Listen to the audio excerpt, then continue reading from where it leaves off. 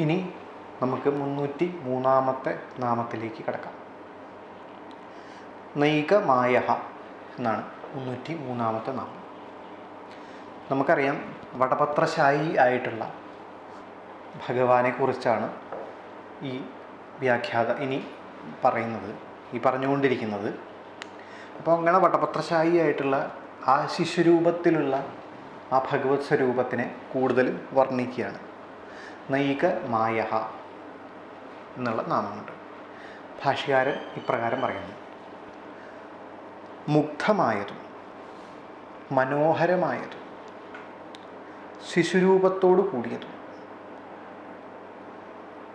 അപരിമിതമായതും ജഗത്തിനെ മുഴുവൻ വിഴുങ്ങിയിരിക്കുന്നതും യാതൊരു ആലംബത്തോടു കൂടാത്തതും ഏകമായ ജലത്തിൽ സ്ഥിതി ചെയ്യുന്നതും അരയാലിലയിൽ ശയിക്കുന്നതും ആയിട്ടുള്ള അനേകവും അതർക്യവും ആയ ആശ്ചര്യത്തോടു കൂടിയവനാണ് നൈകമായഃ എന്ന നാമത്തോടു കൂടിയ ഭഗവാൻ. നൈകമായഃ ഇത് ഇവിടെ പുല്ലിംഗമായിട്ടാണ് പ്രയോഗിച്ചിട്ടുള്ളത്. മായ എന്ന് പറയുന്ന ശബ്ദം തന്നെയാണ് നൈകമായഃ എന്നുള്ള വാക്കിൽ പ്രയോഗിച്ചിട്ടുള്ളതെങ്കിൽ പോലും അത് പുല്ലിംഗമായിട്ട് ആണ് പ്രയോഗിച്ചിട്ടുള്ളത്, മായഃ എന്നുള്ള രൂപത്തിൽ. അപ്പോൾ മായ എന്ന് തന്നെയാണ് ഇവിടെ അർത്ഥം. പക്ഷേ മായ എന്നുള്ള വാക്കിന് ഇവിടെ അർത്ഥം കൊടുത്തിട്ടുള്ളത് കുറച്ച് വ്യത്യസ്തമായിട്ടാണ്.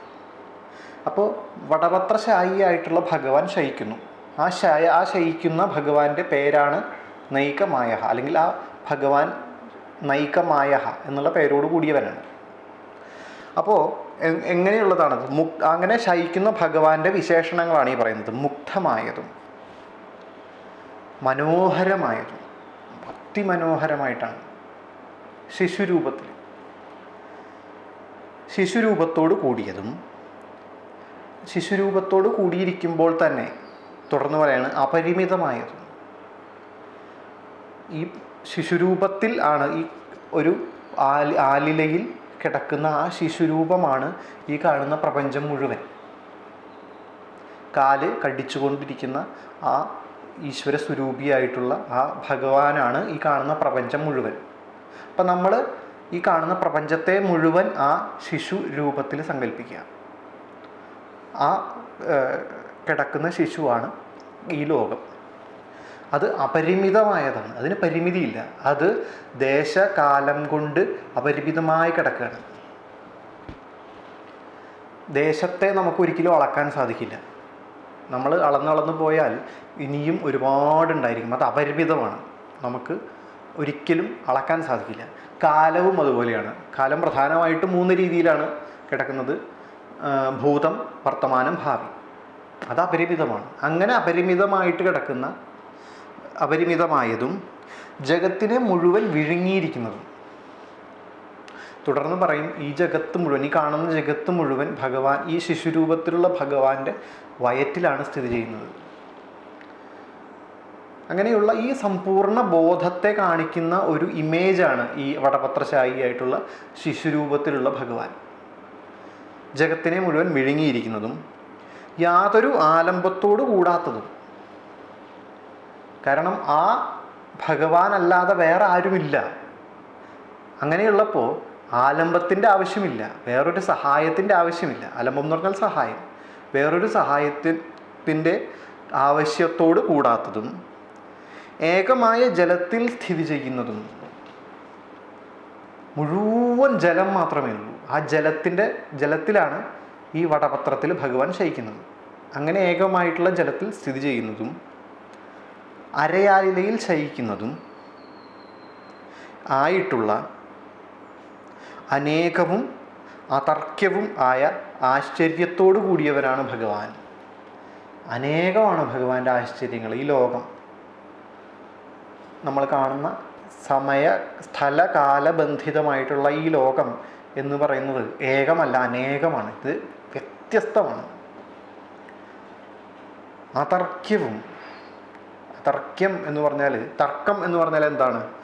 തർക്കം വരുന്നത് ഇതോ ശരി അതോ ശരി, അങ്ങനെ 2 എന്നുള്ള അവസ്ഥ വരുമ്പോഴാണ് തർക്കം വരുന്നത്.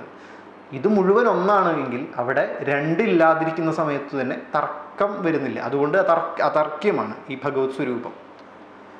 അങ്ങനെയുള്ള ആശ്ചര്യത്തോടു കൂടിയവനാണ് നൈകമായ എന്ന നാമത്തോടു കൂടിയ ഭഗവാൻ. അപ്പോൾ അരയാലിലയിൽ ശയിക്കുന്ന നൈകമായ അനേകമായിട്ടുള്ള മായാസ്വരൂപങ്ങളോട് കൂടിയവൻ ആണ് ഭഗവാൻ. ഇവിടെ മിഥ്യ എന്ന അർത്ഥത്തിലല്ല മായ എന്ന ശബ്ദം. നമ്മൾ പൊതുവെ മായ എന്ന് പറഞ്ഞു കഴിഞ്ഞാൽ കേട്ടിട്ടുള്ളതും ധരിച്ച് വെച്ചിട്ടുള്ളതും മിഥ്യ എന്നുള്ളതാണ്, ഇല്ലാത്തത്. അത് ഒരു പരിധി വരെ ആ വാക്കിൻ്റെ അർത്ഥം അത് തന്നെ ശരിയാണ് എങ്കിലും നമ്മൾ ഇല്ലാത്തത് കാണുക എന്നുള്ള അർത്ഥത്തിലല്ല ഇവിടെ മിഥ്യ എന്നുള്ളത് ഉപയോഗിച്ചിട്ടുള്ളത്. സത്യം എന്ന അർത്ഥത്തിൽ പല രീതിയിലും പ്രയോഗിച്ചിരിക്കുന്നു. അതായത് ഒരു വസ്തുവിനെ ആണ് ഇവിടെ മായ എന്നുള്ള വാക്കുകൊണ്ട് പ്രയോഗിക്കുന്നത്. മിഥ്യ എന്നുള്ള അർത്ഥത്തിലല്ല, ഇല്ലാത്തത് എന്നുള്ള അർത്ഥത്തിലല്ല. ഒരു വസ്തു, നമ്മൾ കാണുന്ന വസ്തു എന്നുള്ള അർത്ഥത്തിലാണ് പ്രയോഗിച്ചിട്ടുള്ളത്. അങ്ങനെ പല രീതിയിൽ പ്രയോഗിച്ചിട്ടുള്ളതിന് ഉദാഹരണങ്ങൾ പറയാണ്.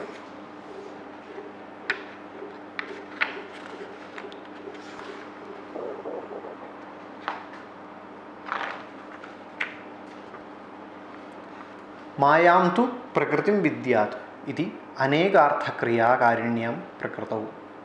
ആദ്യത്തെ അർത്ഥം പറയാണ്. മായ എന്നാൽ പ്രകൃതിയാണ് എന്ന് അറിയുക. ഇവിടെ അനേകം കാര്യങ്ങളെ ചെയ്യുന്നവളാണ് പ്രകൃതി. മായ എന്നുള്ളതിൻ്റെ ആദ്യത്തെ അർത്ഥം നൈകമായ, അനേകം മായകളോട് കൂടിയവൻ അല്ലെങ്കിൽ അനേകം പ്രവൃത്തികളോട് കൂടിയവൻ എന്നാണ് ആ വാക്കിനർത്ഥം. അപ്പം അതിൽ മായ എന്നുള്ളതിൻ്റെ ഇതുകൾ പറയാണ്. ആദ്യത്തെ അർത്ഥം പ്രകൃതി എന്ന് പറഞ്ഞാൽ നമ്മൾ കാണുന്ന ദൃശ്യപ്രപഞ്ചം, നമ്മൾ ഈ കാണുന്ന ലോകം, സ്ഥലകാലത്തോടു കൂടിയിട്ടുള്ള നമ്മൾ 5 ഇന്ദ്രിയങ്ങളെ കൊണ്ട് അനുഭവിക്കുന്ന ഈ ലോകം, അതാണ് പ്രകൃതി. ആ അനുഭവിക്കുന്ന ആൾ ജീവൻ, പുരുഷൻ. അപ്പം ഈ മായ എന്ന് പറയുന്നത് പ്രകൃതിയാണ്. ഈ ലോകം മാറ്റം വരുന്ന പ്രകൃതിയാണ്. ഇവിടെ അനേകം കാര്യങ്ങളെ ചെയ്യുന്നവളാണ് പ്രകൃതി. അതായത് പ്രകൃതി, ഈ കാണുന്ന പ്രപഞ്ചം മാറ്റം സംഭവിച്ചുകൊണ്ടേയിരിക്കുന്നതാണ്. അങ്ങനെയുള്ള മാറ്റം സംഭവിച്ചുകൊണ്ടേയിരിക്കുന്ന ഈ പ്രകൃതിയാണ് ഈ അനേക കാര്യങ്ങളെ ചെയ്യുന്നത്. ഇത് വിഷ്ണുവിൻ്റെ ശക്തിയാണ്. സാക്ഷാൽ ഭഗവാൻ വിഷ്ണുവിൻ്റെ ശക്തിയാണ്. അപ്പോൾ അങ്ങനെ അത് പ്രകൃതി, അതാണ് പ്രകൃതി. തുടർന്ന് പറയാണ് മായ വയുനം ജ്ഞാനം. മായ വയുനം എന്നിവയ്ക്ക് ജ്ഞാനം എന്നർത്ഥം. അപ്പോൾ ഈ കാണുന്ന പ്രപഞ്ചം, ഈ ലോകത്ത് അനേകം കാര്യങ്ങൾ ചെയ്യുന്നവൾ എന്നുള്ള അർത്ഥത്തിൽ മായ എന്നൊരർത്ഥം. 2 ജ്ഞാനം, മായ വയുനം എന്നിവയ്ക്ക് ജ്ഞാനം എന്നർത്ഥം. അറിവ് എന്നുള്ള അർത്ഥത്തിലും മായ എന്നുള്ളതുണ്ട്. ഏകമായിട്ടുള്ള മായയോട് കൂടാത്തവൻ എന്നുള്ളതാണ് അതിനർത്ഥം. അനേകമായിട്ടുള്ള മായാസ്വരൂപത്തോടു കൂടിയവൻ. അപ്പോൾ മായയുടെ അർത്ഥങ്ങളാണ് ഈ പറയുന്നത്. മായ വയനം എന്നിവയ്ക്ക് ജ്ഞാനം എന്നർത്ഥം. സംഖ്യാത ദേവമായയാ, ദേവമായയായി മനസ്സിലാക്കുക. ഈ കാണുന്ന പ്രകൃതിയെ മുഴുവൻ ദേവമായയാണ് എന്ന് മനസ്സിലാക്കുക. വിശ്വാനി ദേവ വയുനാനി വിദ്വാൻ ഇതി ച ജ്ഞാനേ. വിശ്വത്തിലെ ദിവ്യമായ സമ്പ്രദായങ്ങളെ മനസ്സിലാക്കുന്നു വിദ്വാനായവൻ, അറിവുള്ളവൻ. വിശ്വത്തിലെ ദിവ്യമായ സമ്പ്രദായങ്ങളെ മനസ്സിലാക്കുന്നു. ഇവിടെയും ജ്ഞാനം എന്നർത്ഥം. പ്രകൃതി മായ എന്നുള്ളതിന് ജ്ഞാനം എന്ന് അർത്ഥം. തുടർന്ന് വേറൊരു ഉദാഹരണം പറയാണ്. തേന മായാസഹസ്രം തൽ ശംബരസ്യ ആശുഗാമിന ബാലസ്യ രക്ഷതാദേഹം ഏകേകശ്യേന സൂദിതം ഇതി തത്വജ്ഞാനാബാധ്യേ അസ്ത്രനാശ്യേ. ഇവിടെ മായ എന്നുള്ളതിന് വേറൊരു അർത്ഥത്തിൽ ഉത്തരം പറയാണ്.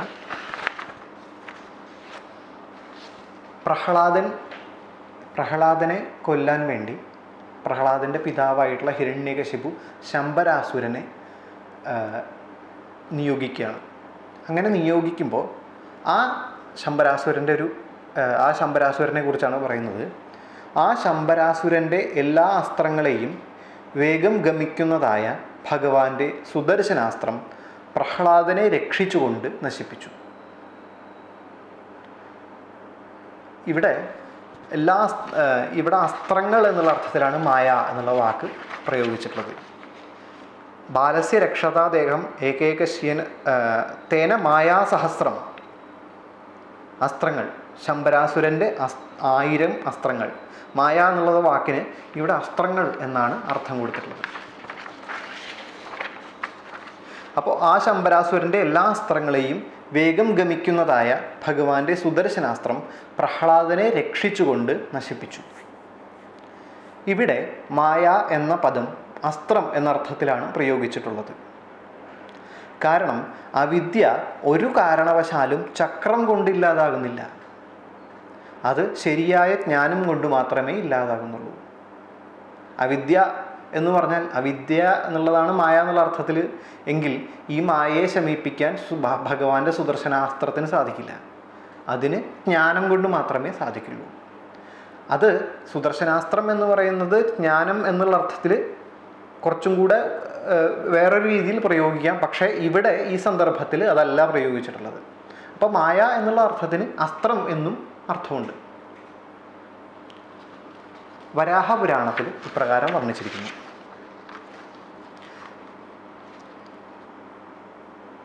മേഘോദയ സാഗരസന്നിവൃത്തി ഇന്തോർവിഭാഗ സ്ഫുരിതാനി വായോ വിദ്യുത് വിഭംഗോ ഗതിരുഷ്ണരശ്മേ വിഷ്ണോർവിചിത്രാ പ്രഭവന്തി മായാ. മായ എന്നുള്ളതിൻ്റെ അർത്ഥം പറയാണ് വരാഹപുരാണത്തിൽ. മേഘത്തിൻ്റെ ഉദയം, സാഗരത്തിൻ്റെ കരയിലേക്കുള്ള ഒഴുക്ക്, ചന്ദ്രൻ്റെ വളർച്ചയും തളർച്ചയും, വായുവിൻ്റെ ചലനം, ഇടിമിന്നൽ, സൂര്യൻ്റെ ചലനം എന്നിവ ഭഗവാന്റെ വിവിധ മായകളാകുന്നു.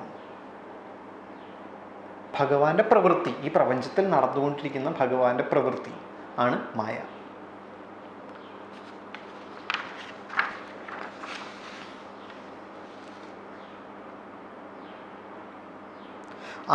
അയ്യുക്തൈശ്ച മഹാശ്ചര്യേ. മഹാശ്ചര്യം എന്നർത്ഥത്തിൽ ജ്ഞാനികൾ മായാശബ്ദം പ്രയോഗിച്ചിരിക്കുന്നു. മഹാഭാരതം ആരണ്യപർവത്തിൽ മാർക്കണ്ഡേയ മഹർഷി വടപത്രശായിയായ ഭഗവാൻ വിഷ്ണുവിനെ കാണുമ്പോൾ ആശ്ചര്യത്തോടുകൂടി ഇപ്രകാരം പറയുന്നു.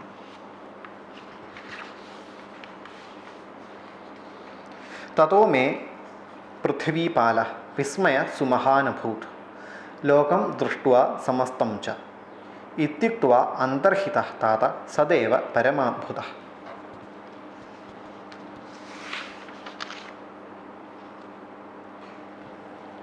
അല്ലയോ പൃഥ്വിയെ പാലിക്കുന്നവനെ, മാർക്കണ്ഡേയ മഹർഷി പറയാണ്, അവിടുത്തെ കണ്ടപ്പോൾ എനിക്ക് വലിയ വിസ്മയമുണ്ടായി. അവിടുന്നിൽ, അതായത് ഭഗവാനോട് പറയാണ്, അവിടുത്തെ വയറ്റിൽ സമസ്ത പ്രപഞ്ചത്തെയും ഞാൻ കണ്ടു.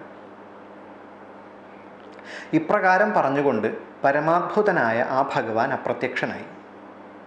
അല്ലയോ ഭരതശ്രേഷ്ഠ, ഇത് ആശ്ചര്യമായിരിക്കുന്നു. അതായത് മായ എന്നുള്ള അർത്ഥത്തിന് ആശ്ചര്യം എന്നൊരു അർത്ഥവുമുണ്ട്. അതിൻ്റെ ഉദാഹരണം പറയുന്നു.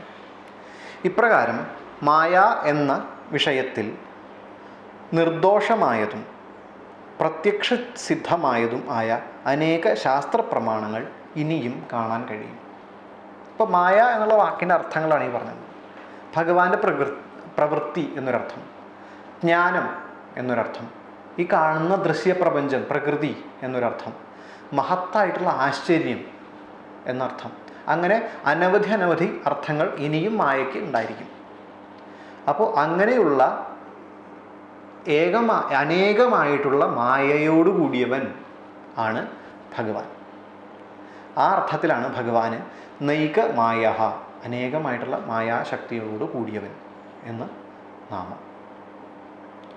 ഇനി 304 നാമം മഹാശനഃ.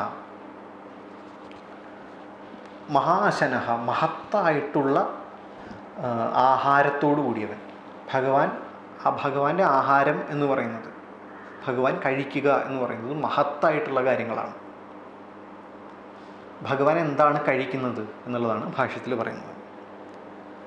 എല്ലാ ജഗത്തിനെയും ഭഗവാൻ വിഴുങ്ങുന്നു എന്നതിനാൽ മഹാശനഃ, ഈ കാണുന്ന പ്രപഞ്ചം മുഴുവൻ ഭഗവാനുള്ള ആഹാരമാണ്. ഈ കാണുന്ന പ്രപഞ്ചത്തിലുള്ള എല്ലാ വസ്തുക്കളും ഭഗവാൻ അനുഭവിക്കുന്നതാണ്, ആഹരിക്കുന്നതാണ്. അതുകൊണ്ട് ഭഗവാൻ ഈ പ്രപഞ്ചത്തെ മുഴുവൻ വിഴുങ്ങിയിരിക്കുകയാണ്. അങ്ങനെ ഭഗവാൻ ഈ പ്രപഞ്ചത്തെ മുഴുവൻ വിഴുങ്ങിയിരിക്കുന്നു എന്നുള്ള അർത്ഥത്തിൽ മഹാശനഃ എന്ന് നാമം. തുടർന്ന് പറയാണ് മഹാഭാരതത്തിലെ തന്നെ മാർക്കണ്ഡേയ വചനം. ഈ മാർക്കണ്ഡേയ മഹർഷി വടപത്രശായിയായിട്ടുള്ള ഭഗവാനെ കാണുകയാണ്. കാണുന്ന സമയത്ത് അദ്ദേഹം ആശ്ചര്യത്തോടു കൂടി ഭഗവാനെ നോക്കുകയും ഒക്കെ ചെയ്യുകയാണ്. ഇപ്പം മാർക്കണ്ഡേയ മഹർഷി പറയാണ്, ഈ ലോകത്തിൽ മഹർഷി പറയാണ്, യച്ച കിഞ്ചിത് മയാ ലോകെ ദൃഷ്ടം സ്ഥാവരജംഗമം തദപശ്യമഹം സർവം തസ്യ കുക്ഷൗ മഹാത്മനഃ. ഈ ലോകത്തിൽ ഞാൻ കണ്ടതായ ചലിക്കുന്നതും ചലിക്കാത്തതുമായ എല്ലാം മഹാത്മാവായ ആ ഭഗവാന്റെ വയറ്റിൽ ഞാൻ കണ്ടു എന്ന് പറഞ്ഞാൽ, ഈ ലോകത്ത് എന്തൊക്കെയുണ്ടോ അത് മുഴുവൻ ഞാൻ ഈ ഭഗവാന്റെ വയറ്റിൽ സ്ഥിതി ചെയ്യുന്നതായിട്ട് കണ്ടു എന്ന് പറഞ്ഞാൽ, ഈ ലോകത്തെ ഞാൻ കാണുന്ന സമയത്ത് ഈ കാണുന്ന ഞാനും ഈ ഭഗവാന്റെ വയറ്റിൽ സ്ഥിതി ചെയ്യുന്നതായിട്ട്, ഈ വടപത്രശായിയായിട്ടുള്ള ഭഗവാന്റെ വയറിൽ സ്ഥിതി ചെയ്യുന്നതായിട്ട് കണ്ടു.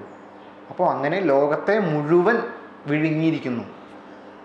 ഈ ലോകം മുഴുവൻ നമ്മൾ ഓരോരുത്തരും ഭഗവാന്റെ, ഈ വടപത്രശായിയായിട്ടുള്ള ഭഗവാന്റെ ഉദരത്തിൽ സ്ഥിതി ചെയ്യുന്നവരാണ്. അപ്പോൾ അങ്ങനെ അതിനെ മുഴുവൻ വിഴുങ്ങിയിരിക്കുന്നു, ലോകത്തെ മുഴുവൻ വിഴുങ്ങിയിരിക്കുന്നു എന്നർത്ഥത്തിൽ മഹാശനഃ എന്ന് നാമം. ഇനി 305-ാമത്തെ നാമം അദൃശ്യഃ. അദൃശ്യഃ എന്ന് പറഞ്ഞാൽ നമുക്ക് എല്ലാവർക്കും അറിയാം, ദൃശ്യം ആകാത്തവൻ, കാണപ്പെടാത്തവൻ. ഭാഷ്യാൻ പറയാണ്, അനന്തരം അദൃശ്യഃ എന്ന് നാമം. ഭഗവാന്റെ വൃത്താന്തങ്ങൾ അതർക്യമാണ്. അതിൻ്റെ വേറൊരു മഹാഭാരതത്തിൽ തന്നെ ഒരു പ്രമാണം പറയാണ്, കഥം नु അയം ശിശു ശേതേ ലോകേ നാശമുപാഗതേ തപസാ ചിന്തയംശ്ചാപി തം ശിശു നോപലഭ്യതേ. ഭഗവാൻ അദൃശ്യനാണ്. ഈ വടപത്രശായിയായിട്ടുള്ള ഭഗവാൻ അദൃശ്യനാണ്. അത് നമുക്ക് ദൃശ്യം എന്ന് പറഞ്ഞാൽ ബാക്കിയുള്ള ഇന്ദ്രിയങ്ങളെയും കൂടെ കണക്കാക്കണം. മനസ്സിലാക്കാൻ സാധിക്കില്ല, ഇന്ദ്രിയങ്ങളെ കൊണ്ട് മനസ്സിലാക്കാൻ സാധിക്കില്ല. ദൃശ്യം എന്ന് പറഞ്ഞാൽ കണ്ണിൻ്റെ അനുഭവമാണ്. പക്ഷെ ദൃശ്യം എന്ന് പറഞ്ഞാൽ ബാക്കി ഇന്ദ്രിയങ്ങളെയും നമുക്ക് പെടുത്താം. എന്ന് പറഞ്ഞാൽ മനസ്സിലാക്കാൻ സാധിക്കില്ല, ദൃശ്യമാവുകയില്ല എന്ന് പറഞ്ഞാൽ മനസ്സിലാക്കാൻ സാധിക്കില്ല. മാർക്കണ്ഡേയ മഹർഷി തന്നെ ഇതിന് മഹാഭാരതത്തിൽ പറഞ്ഞ ഉദാഹരണം ഇവിടെ പറയാണ്. ഈ ലോകം മുഴുവൻ നശിച്ചു കഴിഞ്ഞപ്പോൾ, പ്രളയകാലത്ത് പ്രളയം ഉണ്ടായി, ഈ ലോകം മുഴുവൻ അതിലേക്ക് ലയിച്ചു കഴിഞ്ഞപ്പോൾ കിടക്കുന്ന ഈ കുട്ടി ഏതാണ്? ഈ വടപത്രശായിയായിട്ടുള്ള ഭഗവാനെ കണ്ടിട്ട് മഹർഷി ചോദിക്കുകയാണ്, ഈ കുട്ടി ഏതാണ്? തപസ് ചെയ്തിട്ടും ചിന്തിച്ചിട്ടും ഈ കുട്ടി ആരാണ് എന്ന് എനിക്ക് മനസ്സിലാകുന്നില്ല.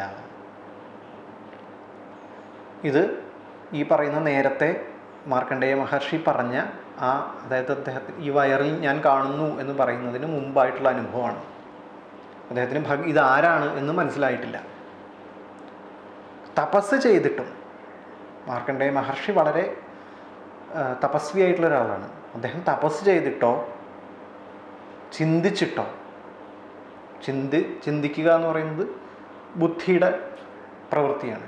ബുദ്ധി കൊണ്ടോ തപസ് കൊണ്ടോ എനിക്ക് ഈ കുട്ടി ആരാണ് എന്ന് മനസ്സിലാകുന്നില്ല. നമ്മൾ ഇതിനു മുമ്പും ഈ കാര്യങ്ങൾ പറഞ്ഞിട്ടുണ്ട്. ഈ തപസ് കൊണ്ടോ നമ്മളുടെ സ്വപ്രയത്നം കൊണ്ടോ നമ്മളുടെ ബുദ്ധി കൊണ്ടോ ചിന്ത കൊണ്ടോ ഈശ്വരനെ അറിയാൻ സാധിക്കില്ല. കഠോപനിഷത്തിൽ ഒരു ഇതേ ആശയം തന്നെ പറയുന്നുണ്ട്. നായമാത്മാ പ്രവചനേന ലഭ്യ ന മേധയാ ന ബഹുധാ ശ്രുതേന. പ്രവചനം കൊണ്ട്, പ്രഭാഷണങ്ങൾ കേട്ടതുകൊണ്ടോ പ്രഭാഷണങ്ങൾ പറഞ്ഞതുകൊണ്ടോ ഈശ്വരനെ അറിയാൻ സാധിക്കില്ല.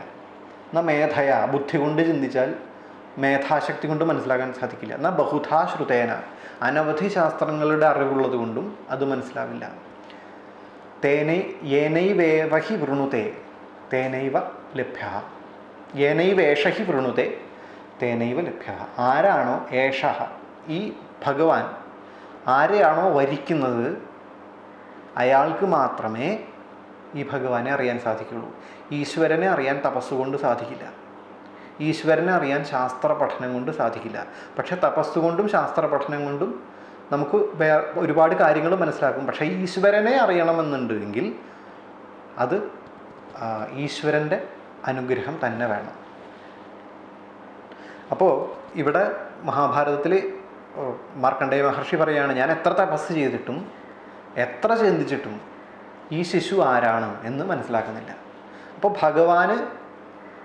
ഭഗവാൻ വിചാരിക്കുന്നിടത്തോളം കാലം ഭഗവാൻ അദൃശ്യനായിട്ട് തന്നെ, കാണാൻ പറ്റാത്തവനായിട്ട്, മനസ്സിലാക്കാൻ പറ്റാത്തവനായിട്ട് തന്നെ നിലനിൽക്കും.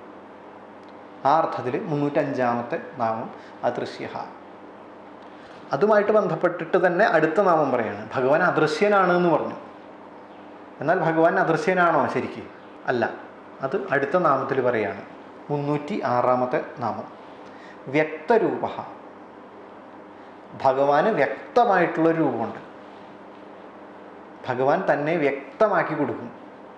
അദൃശ്യനാണ്, കാണാൻ ബുദ്ധിമുട്ടുള്ളതാണ്, കാണാൻ സാധിക്കാത്തവനാണ്. പക്ഷേ ഭഗവാന്റെ അനുഗ്രഹം, നേരത്തെ പറഞ്ഞതുപോലെ ഭഗവാൻ ആരെയാണോ വരിക്കുന്നത് അയാൾക്ക് ഭഗവാനെ കാണാൻ സാധിക്കും. അത് അയാൾക്ക് വ്യക്തരൂപനായിരിക്കും.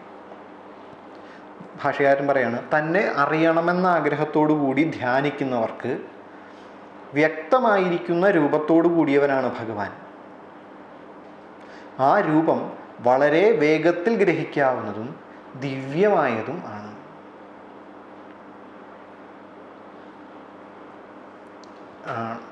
എങ്ങനെയാണ് ഭഗവാന്റെ രൂപം എന്ന് മഹാഭാരതത്തിൽ തന്നെ ഈ മാർക്കണ്ഡേയ മഹർഷി പറയുന്ന ആ ഭാഗത്തിൽ പറയാണ്, അതസി പുഷ്പസങ്കാശ ശ്രീവത്സ കൃതലക്ഷണ സാക്ഷാത് ലക്ഷ്മ്യ ഇവാവാസ സദാ പ്രതിഭാതി മേ.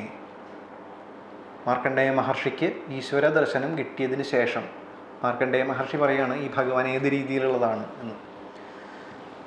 അതസി പുഷ്പത്തിൻ്റെ ശോഭയോട് കൂടിയതും. അതസി പുഷ്പത്തിൻ്റെ ശോഭ എന്ന് പറഞ്ഞു കഴിഞ്ഞാൽ കറുത്ത ഒരു പുഷ്പമാണ് ഈ അതസി പുഷ്പം. കടും നീല, ഏകദേശം കറുത്ത നിറത്തോട് കൂടിയിട്ടുള്ള ഒരു പുഷ്പം. അതിൻ്റെ ശോഭയോട് കൂടിയതും നല്ല കറുത്ത നിറത്തോട് കൂടിയതും ശ്രീവത്സത്തെ ധരിച്ചിരിക്കുന്നതും. ഭഗവാൻ മാറിൽ ശ്രീവത്സത്തെ ധരിച്ചിരിക്കുകയാണ്. സാക്ഷാത് ലക്ഷ്മി ദേവിയുടെ ആവാസസ്ഥാനമായതും ആയവനാണ് ആ ഭഗവാൻ എന്ന് ഞാൻ അറിയുന്നു. ഭഗവാൻ എന്ന് പറയുന്നത് ലക്ഷ്മി, സാക്ഷാൽ മഹാലക്ഷ്മി ഭഗവാനിൽ നിവസിക്കുകയാണ്. അപ്പോൾ അങ്ങനെയുള്ള സ്വരൂപത്തോടു കൂടിയവനാണ് ഭഗവാൻ. അപ്പോൾ വ്യക്തരൂപനാണ് ഭഗവാൻ. വ്യക്തമായിട്ടുള്ള രൂപമുണ്ട്. ഈ പറഞ്ഞതുപോലെ ഇന്ന നിറം, ഇന്ന സ്വരൂപം, ഇന്ന രീതിയിലൊക്കെ വ്യക്തമായിട്ടാണ് ഭഗവാന്റെ രൂപം. പക്ഷെ അത് അദൃശ്യനാണ്. അത് കാണണമെന്നാഗ്രഹിക്കുന്ന ആളുകൾക്ക്, അല്ലെങ്കിൽ ഭഗവാൻ ആർക്കാണോ അത് കാണണം എന്നാഗ്രഹിക്കുന്നത് അയാൾക്ക് മാത്രമേ അത് വെളിപ്പെടുകയുള്ളൂ. തുടർന്ന് ഭഗവാന്റെ രൂപം പറയാണ്, തസ്യ താമരതലൗ താത ചരണൗ സുപ്രതിഷ്ഠിതൗ സുജാത മൃദുരക്താഭി അങ്കുലീഭിരലങ്കൃതൗ പ്രണതേന മയാ മൂർധ്ന ഗൃഹീത്വാ ഹ്യഭിവന്ദിതൗ. ഇപ്പം എങ്ങനെയുള്ള രൂപമാണ് ഈ പറയുന്നത്? നല്ല രീതിയിൽ പ്രതിഷ്ഠിതങ്ങളും നല്ല രീതിയിലുള്ളവയും നല്ല രീതിയിൽ ജനിച്ച ഇളം ചുവപ്പ് കലർന്ന മൃദുവായ ചെറിയ വിരലുകളോടുകൂടി അലങ്കരിക്കപ്പെട്ടതുമായ ഭഗവാന്റെ ആ പാദങ്ങൾ ഞാൻ വണങ്ങിയപ്പോൾ എൻ്റെ ശിരസിൽ സ്പർശിക്കപ്പെട്ടു. ആ രണ്ട് കാലുകൾ ഇങ്ങനെ കുടഞ്ഞ് കളിക്കുന്ന ആ ഭഗവാന്റെ ഇപ്പോൾ ജനിച്ച കുട്ടിയുടെ കാലുകൾ, അപ്പോൾ ജനിച്ച കുട്ടി കാലുകൾ ഇങ്ങനെ കളിക്കുന്ന, കുടഞ്ഞ് കളിക്കുന്ന കുട്ടിയെ പോലെ ചെറിയ ഒരു ചുവപ്പ് നിറത്തോട് കൂടിയിട്ടുള്ള ചെറിയ നല്ല ഭംഗിയുള്ള മനോഹരമായിട്ടുള്ള വിരലുകൾ. ആ വിരലുകൾ എപ്പോഴാണോ മാർക്കണ്ഡേയ മഹർഷി ആ വിരലുകളെ പ്രണമിച്ചത്, ആ ചെറിയ വിരലുകളോട് കൂടിയിട്ടുള്ള ആ ചുവന്ന നിറത്തോട് കൂടിയിട്ടുള്ള മൃദുപാദം ആ മാർക്കണ്ഡേയ മഹർഷിയുടെ തലയിൽ സ്പർശിക്കപ്പെട്ടു. അപ്പം അങ്ങനെ തന്നെ അറിയണം എന്നാഗ്രഹിക്കുന്നവർ തൻ്റെ അനുഗ്രഹത്തോട് താൻ അനുഗ്രഹിക്കുന്നുണ്ട് എങ്കിൽ ആ അങ്ങനെ അനുഗ്രഹിക്കപ്പെട്ടവർക്ക് വ്യക്തരൂപനാണ്, വ്യക്തമായിട്ടുള്ള രൂപത്തോടു കൂടി ഭഗവാൻ പ്രത്യക്ഷപ്പെടും എന്നുള്ള അർത്ഥത്തിൽ 306-ാമത്തെ നാമം വ്യക്തരൂപ.